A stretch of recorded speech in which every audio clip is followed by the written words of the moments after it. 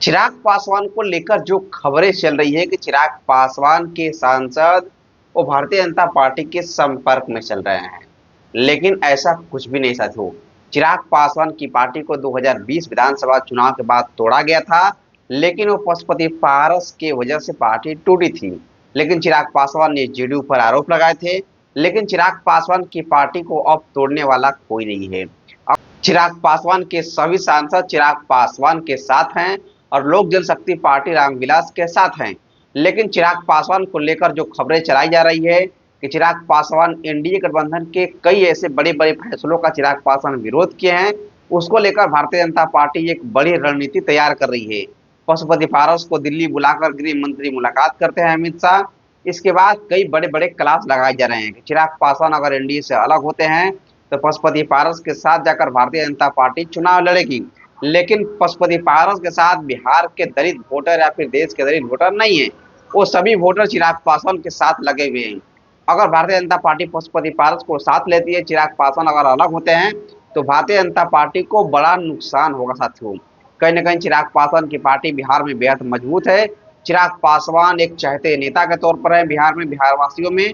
और चिराग पासवान का पकड़ बिहार के विभिन्न अन्य प्रदेशों में है साथियों।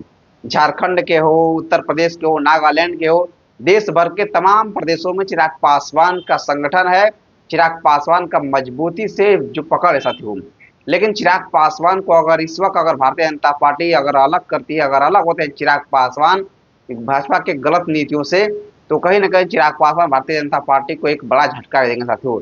चिराग पासवान जो कि बिहार में आने वाले आगामी विधानसभा चुनाव हो, झारखंड के विधानसभा चुनाव हो, देश का भर के जहां भी विधानसभा का चुनाव हो, उसमें लोक जनशक्ति पार्टी चुनाव लड़ने की पूरी तरीके से तैयारी में है।